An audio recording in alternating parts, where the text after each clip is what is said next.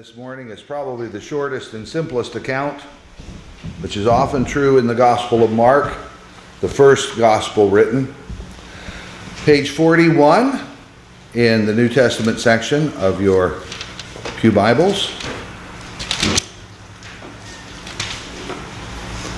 Mark 11, 1 to 11. I always find it interesting what isn't in this story. When they, meaning Jesus and the disciples, were approaching Jerusalem at Bethphage and Bethany near the Mount of Olives, they're just on the east side of the top of the mountain, he sent two of his disciples ahead and said to them, "Go into the village ahead of you, and immediately as you enter it, you will find tied there a colt that has never been ridden. Untie it and bring it. If anyone says to you, 'Why are you doing this?' just say this, 'The Lord needs it and will send it back here immediately.'" They went away and found a colt tied near a door outside in the street. As they were untying it, some of the bystanders said to them, "What are you doing untying the colt?" They told them what Jesus had said, and they allowed them to take it. Then they brought the colt to Jesus, and they threw their cloaks on it, and he sat on it. Many people spread their cloaks on that road, and others spread leafy branches that they had cut in the fields. Then those who went ahead and those who followed were shouting, "Hosanna! Blessed is the one who comes in the name of the Lord. Blessed is the coming kingdom of our ancestor David. Hosanna in the highest heaven." Then he entered Jerusalem and went into the temple. And when he had looked around at everything, as it was already late, he went out to Bethany with the 12. May the Lord prosper this word in our hearts. The part that's narrated in kind of a loving and human fashion is the part of trying to steal a baby donkey. Stop that donkey! Now, first of all, we're going to play a little game of blame the victim. Who in their right mind leaves their donkey tied out in the street for any fool to walk by and steal? This is like going down to the airport and leaving your keys in the car with your windows open. If your car gets stolen, ain't nobody gonna feel sorry for you. Right? Yeah, but are they sorry because you lost your car, or sorry because you didn't remember to take your keys and lock your windows? Yeah, there's that. This is odd.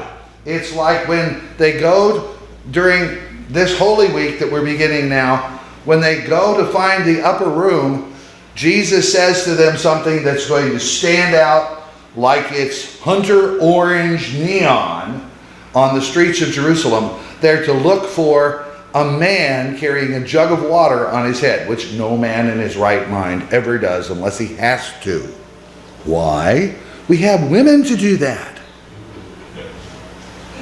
And so from little girls on up with little jars, everybody expects this is a woman's job. And that's how you develop good posture, my darling, is by carrying water. You know, sure, Dad. Okay. I believe that one. I notice you don't carry water. My pioneer ancestors carried it in two yokes. You know, two buckets on the end of a yoke.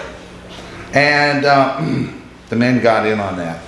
They couldn't carry enough. The women carried the water for the family, and the men carried the water for the livestock. That's how the women got even in my family. So this colt is sitting out there ready to be swiped. Now, in our Wednesday Bible study, we studied a fictionalization of the guy who owns the donkey colt. And Dr. Jones, our writer, talked about how they probably made arrangements long before and all that. I think it's perfectly okay that Jesus had prior arrangements made. However, Mark doesn't say that. Mark just does this very bare account, except for this little dialogue. Was that the password? Were the bystanders co-conspirators? What's the password? The Lord has need of it, and he will bring it back immediately. Okay, you can take the colt.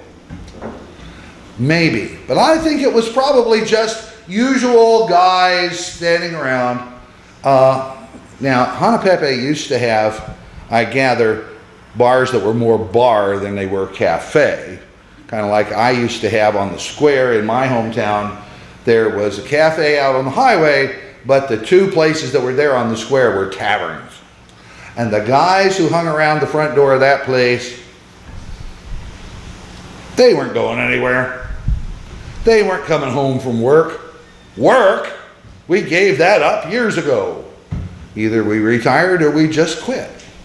So they're just watching there on the square, sitting there, cold weather and warm, to see what's going on. You know these guys, right? I used to have coffee with them in the morning.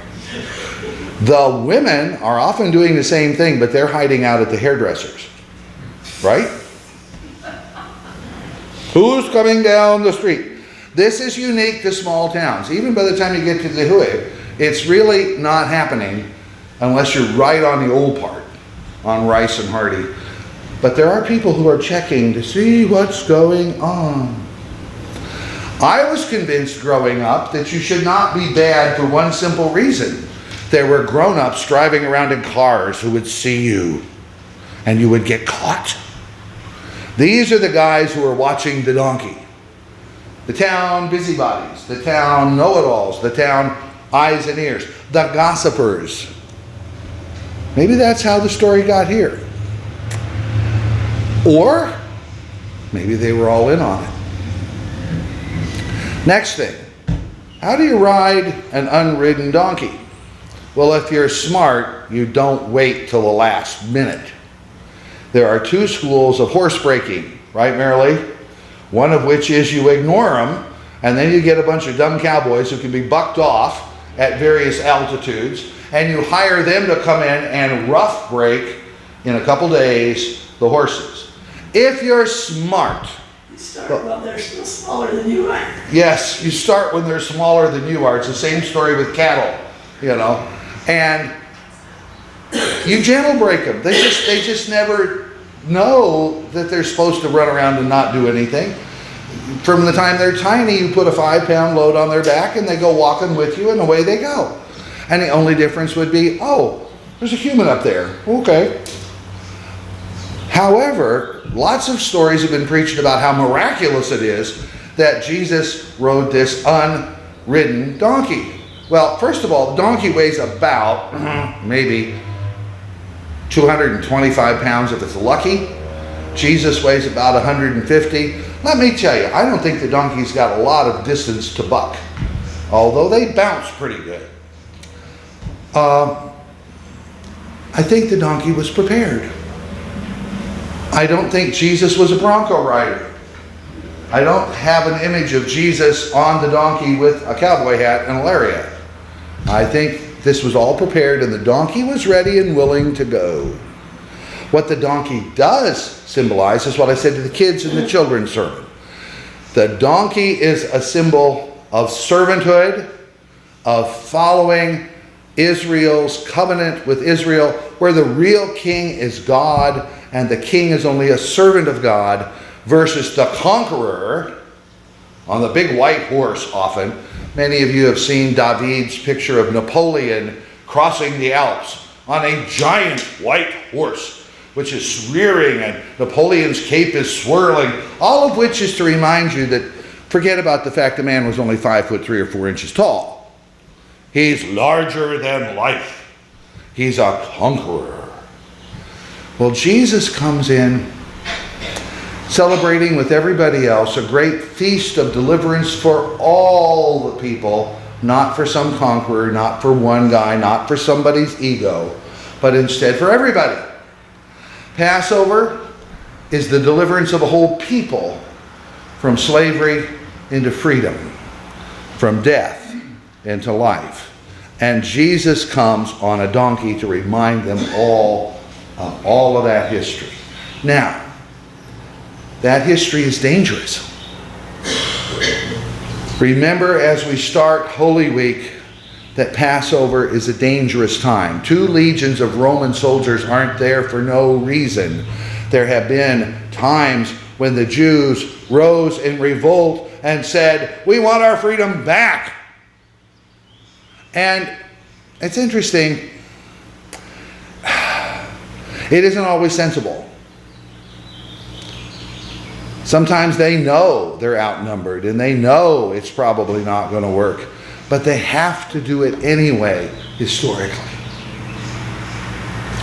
There are times when they do passive resistance.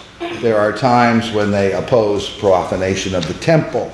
There are times when they do a lot of things. There was even a time under the Maccabees where they had armed revolt. But it's a time when their hearts cry out for freedom.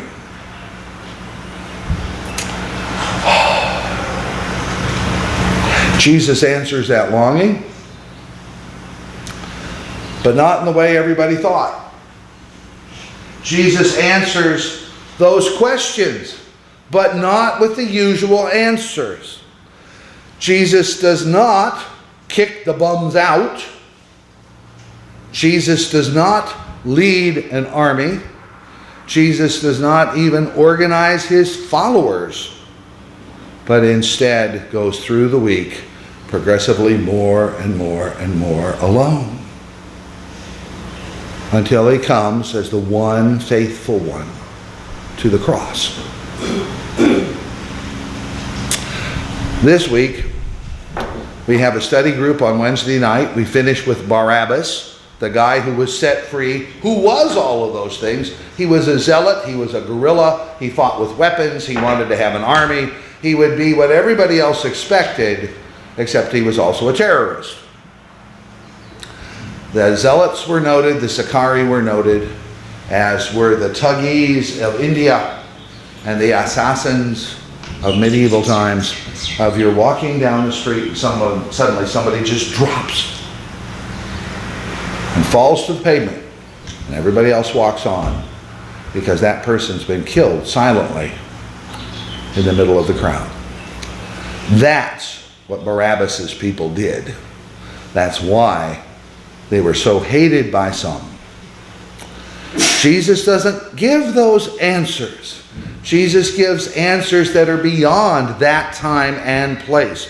And because they're beyond that time and place, even though the background helps us to interpret what's going on, it matters for us now because it isn't just about them back then.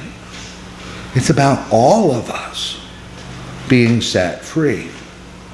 It's all of us having our expectations turned around about what God's going to do. It's about, frankly, saying to people that say, become a Christian because it'll make you successful.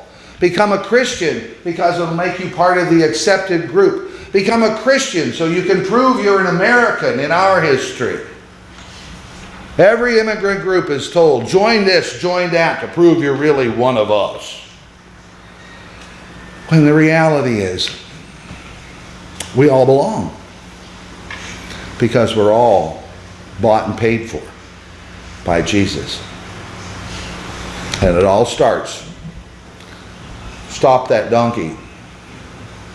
No, the Lord has need of him. We'll bring it back. Okay.